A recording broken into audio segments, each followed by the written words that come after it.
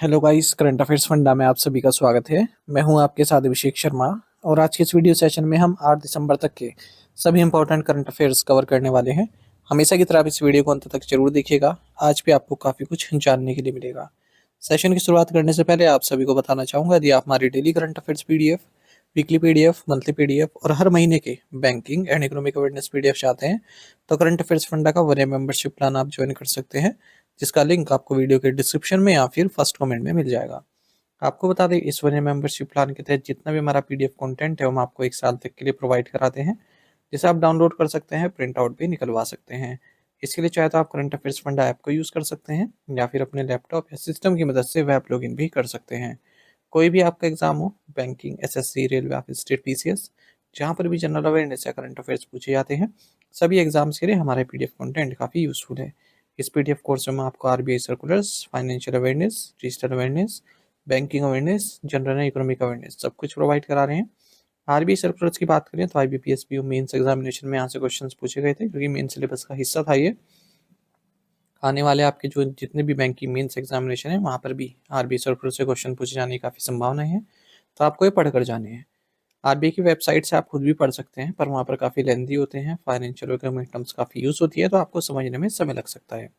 यही काम आपका आसान बनाया करंट अफेयर्स फंडा ने। हमने जितने भी आरबीआई सर्कुलर्स हैं पिछले 5-6 महीनों के, उन्हें काफ़ी इजी लैंग्वेज में पीडीएफ फॉर्मेट में रेडी किया है, ताकि आप आसानी से उन्हें समझ सकें। हर आरबीआई सर्कुलर के साथ आपको एमसीक्यूज मिल जाते हैं प्रैक्टिस करने के लिए। जितने भी रिलेवेंट फैक्ट्स एंड डेटा हैं सब उसमें इंक्लूड किया गया है। इरेलीवेंट जो डेटा है उसको रिमूव कर दिया गया है, जो एग्जाम पॉइंट ऑफ व्यू से महत्वपूर्ण नहीं है।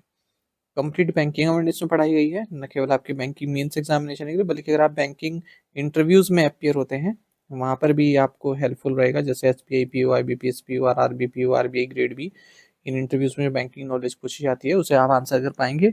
कंप्लीट इंडियन इकोनॉमी पढ़ाई गई है। जैसे एसएससी, रेलवे, स्टेट पीस जैसे एग्जाम्स हैं वहाँ पर इंडियन इकोनॉमी क्वेश्चंस पूछे जाते हैं, तो आप उन्हें भी सोल्व कर पाएंगे। इंश्योरेंस सेक्टर संबंधी डेडिकेटेड चैप्टर इसमें दिया गया है। इंश्योरेंस के बेसिक्स आपके वहाँ से क्लियर हो जाएंगे। जैसे इंश्योरेंस की हिस्ट्री क्या रही है भारत में, ड्यूरिंग द ईयर्स कैसे इवॉल्व हुआ, लाइफ इंश्योरेंस की शुरुआत कब हुई, जनरल इंश्योरेंस नेशनलाइजेशन कब हुआ, आईआरडीआई की स्थापना, उसका हेडक्वार्टर्स, उसका कंपोजिशन, कौन कौन सी योजनाएं आईआरडीआई अब तक लाया है, और एफडीआई कितना है इंश्योरेंस सेक्टर का, भारत की जीडीपी में इंश्योरेंस सेक्टर का कितना कंट्रीब्यूशन है। ठीक है, तो सब कुछ इसमें पढ़ाया गया है, ए टू जेड सब कुछ एक ही कोर्स में आपको मिल रहा है, वो भी 1 साल की वैलिडिटी के साथ। तो पूरे साल भर जितने भी आपके एग्जाम्स होंगे, ठीक है, जहाँ पर भी जनरल अवेयरनेस या करंट अफेयर्स पूछे जाते हैं, केवल यही कोर्स आपका इनफ रहने वाला है। मिलेगा कहाँ पर? करंट अफेयर्स फंड ऐप पर। ऐप का लिंक वीडियो के डिस्क्रिप्शन में दिया गया है और फर्स्ट कमेंट में भी पिन कर दिया गया है, तो लिंक पर क्लिक कीजिए, ऐप को इंस्टॉल कीजिए। लॉगिन करने के बाद ये कोर्स आप बाय कर पाएंगे। फिर भी कोई डाउट आपका रहता है तो हमारा कस्टमर केयर नंबर है 8448169188, इस पर आप कॉल कीजिए या फिर व्हाट्सएप करके भी जानकारी प्राप्त कर सकते हैं। तो बिना किसी देरी के शुरुआत करेंगे इस वीडियो सेशन की। सेशन की शुरुआत हमेशा की तरह क्वेश्चन आंसर डे से करेंगे, जिसका आंसर आपको अभी कमेंट बॉक्स में करना है। पूछ रहे हैं कि where is Koyna wildlife sanctuary, Koyna वन्यजीव अभ्यारण्य कहाँ है? ऑप्शन है तेलंगाना, कर्नाटक, महाराष्ट्र या फिर आंध्र प्रदेश। तो जल्दी से आंसर कर दीजिए, फिर हम आगे बढ़ते हैं। और इस तरह के क्वेश्चन यदि आप प्रैक्टिस करना चाहते हैं तो हमें टेलीग्राम पर जरूर ज्वाइन कीजिएगा। करंट अफेयर्स फंडा नाम से हमारा टेलीग्राम चैनल है।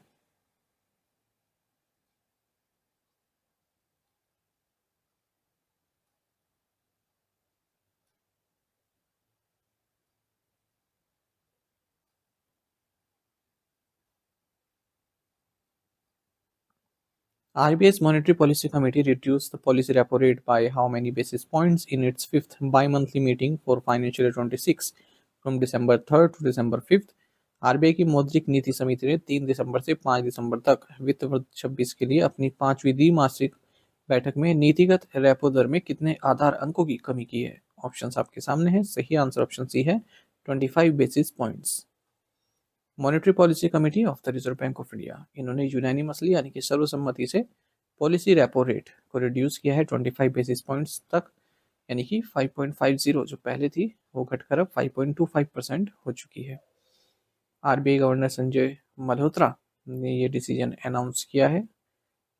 फिफ्थ बाई मंथली मीटिंग थी ये फाइनेंशियल 26 की, जो 3 से 5 दिसंबर के बीच में चली। Real gross domestic product growth हमारी 8.2% रही है सेकंड क्वार्टर में, जो एवरेज हेडलाइन इन्फ्लेशन है वो भी 1.7% तक रिड्यूस हुई है। इंडिया की जो रिटेल इन्फ्लेशन है वो भी 0.25% तक गिरी है अक्टूबर 2025 में।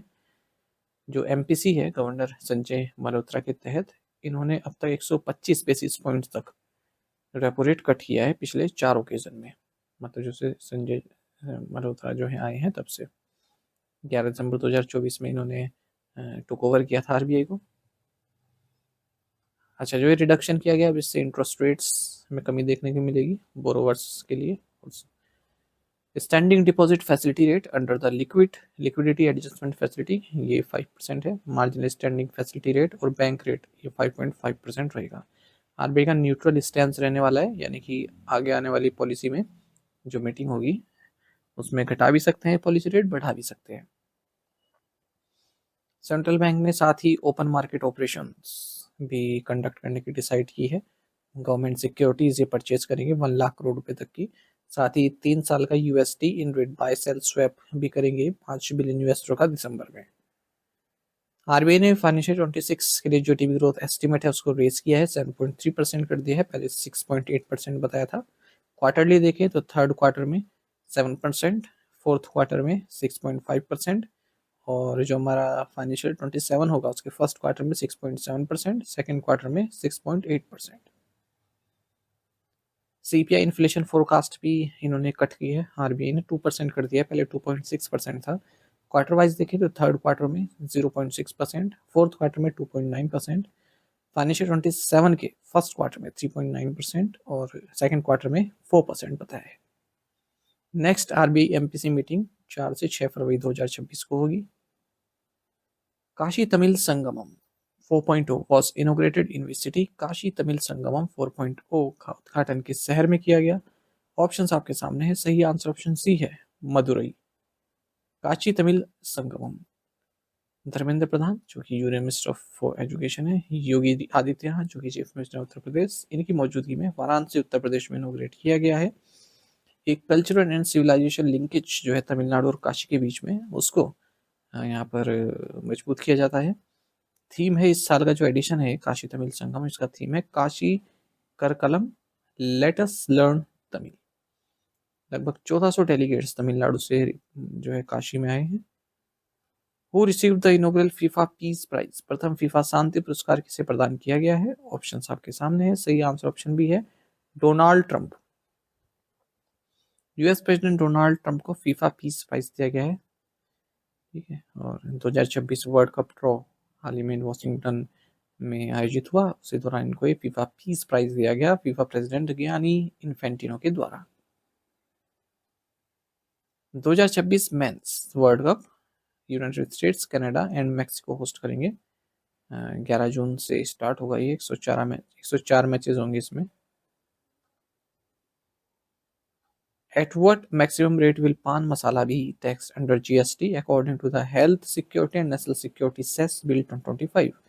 स्वास्थ्य सुरक्षा और राष्ट्रीय सुरक्षा उपकर विधेयक 2025 के अनुसार जीएसटी के तहत पान मसाला पर अधिकतम किस स्तर से कर लगाया जाएगा? ऑप्शंस आपके सामने है, सही आंसर ऑप्शन डी है, 40%।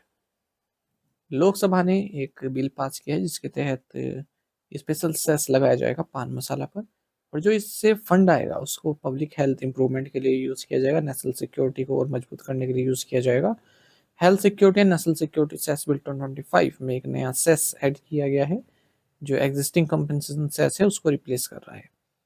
आपको बता दें जो हेल्थ है ये स्टेट सब्जेक्ट है, इसलिए इसका जो रेवेन्यू होगा वो स्टेट्स के साथ भी, जो सेस आएगा स्टेट्स के साथ भी शेयर किया जाएगा। तो पान मसाला पर मैक्सिमम 40% तक का टैक्स लगेगा। What is the amount of monetary penalty imposed by the RBI on Jammu and Kashmir Bank? RBI ने जम्मू और कश्मीर बैंक पर कितना मौद्रिक जुर्माना लगाया है? ऑप्शंस आपके सामने है, सही आंसर ऑप्शन सी है, 99.30 lakh rupees.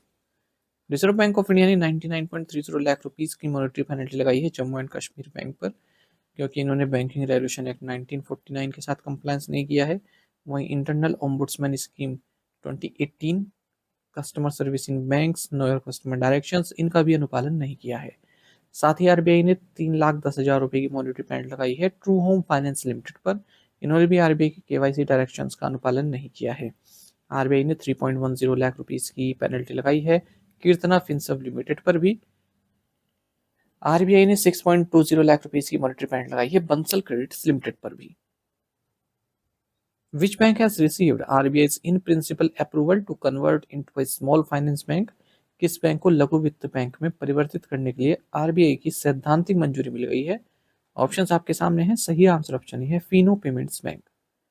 Fino payments bank को रिजर्व बैंक ऑफ इंडिया का इन प्रिंसिपल अप्रूवल मिल गया है कि ये स्मॉल फाइनेंस बैंक में कन्वर्ट हो सकता है।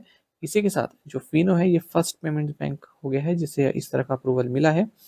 रिजर्व बैंक ऑफ इंडिया जो ऑन टैप लाइसेंसिंग गाइडलाइंस है स्मॉल फाइनेंस बैंक के तहत, उसमें पूरे साल भर कभी भी अप्लाई कर सकते हैं। ठीक है, ऑन टैप का मतलब यही है जो एक्सिस्टिंग पेमेंट बैंक हैं जिन्हें रेजिडेंट द्वारा कंट्रोल किया जा रहा है, एटलीस्ट 5 years ऑफ ऑपरेशन उनका हो चुका है, 5 साल ऑपरेशन हो गए हैं उन्हें, तो वो अप्लाई कर सकते हैं। नचिकेत मूर कमेटी की रिकमेंडेशन पर पेमेंट्स बैंक को लॉन्च किया गया था।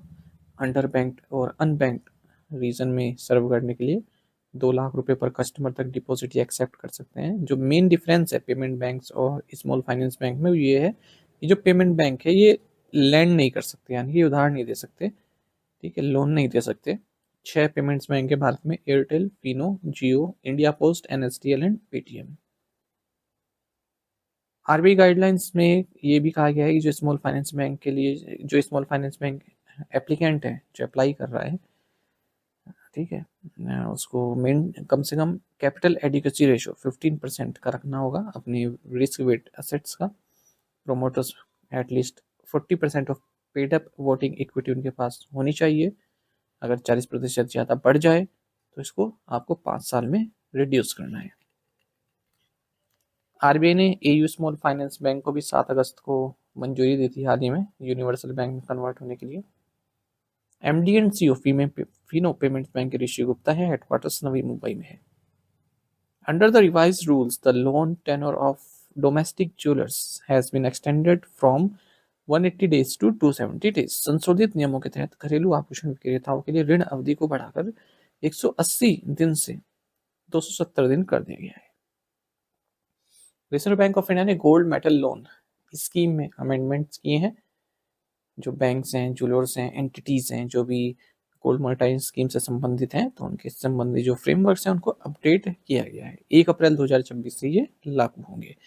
एक्सटेंडेड रीपेमेंट यानी कि जो लोन टेनर है डोमेस्टिक ज्वेलर्स के लिए उसको एक्सटेंड कर दिया, 180 दिन से बढ़ाकर 270 डेज कर दिया गया है। और जो ये गोल्ड मेटल लोन स्कीम है ये अब डोमेस्टिक नॉन मैन्युफैक्चरर्स को भी एक्सटेंड की गई है जो अपनी ज्वेलरी प्रोडक्शन आउटसोर्स करते हैं। New tiered LTV loan to value limits introduce की गई है रिटेल गोल्ड लोन्स के लिए। जो original gold metal loan scheme है 1998 में लॉन्च की गई थी। ठीक है, और फिर इसको रिवैम्प्ड किया गया, गोल्ड मोनेटाइज स्कीम के साथ इनकॉर्पोरेट किया गया नवंबर 2015 में। How long is the doping ban given to Seema Punia? Seema Punia पर डोपिंग प्रतिबंध कब तक के लिए लगाया गया है? राइट आंसर ऑप्शन भी है 16 months. Former Asian Games gold medalist Seema Punia, इन्हें 16 महीने का डोपिंग बैन दिया गया है नेशनल एंटी डोपिंग एजेंसी द्वारा। साथ ही डिस्टेंस रनर पूजा यादव और middle distance runner Nikesh Dhanraj Rathore को भी 4 साल का बैन दिया गया है। शॉट पुटर मनजीत कुमार को 6 साल का सस्पेंशन दिया गया है। वहीं मैराथन रनर कुलदीप सिंह और स्टीपल चेजर छवि यादव, इन्हें 4 साल का बैन दिया गया है। ये डोप टेस्ट में फेल हुए हैं सभी।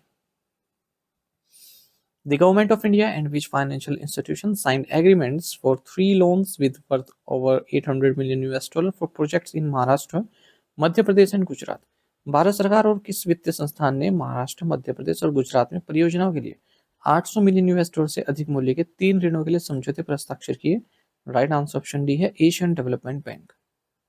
Government of India and Asian development bank ने एग्रीमेंट साइन किए हैं 3 लोन के लिए जो कि 800 मिलियन US डॉलर तक के हैं और महाराष्ट्र, मध्य प्रदेश, गुजरात में कार्य किए जाएंगे। तो Maharashtra power distribution enhancement program for agriculture solarisation के 500 मिलियन US डॉलर दिए गए हैं। इंदौर मेट्रो रेल प्रोजेक्ट्स के लिए दिए गए हैं 190.6 million US dollar. Gujarat skills development programme के लिए दिए गए हैं 109.97 मिलियन US डॉलर। एक टेक्निकल असिस्टेंस ग्रांट भी दी गई है 1 मिलियन US डॉलर की sustainable wetland and integrated fisheries transformation project को चलाने के लिए आसाम में।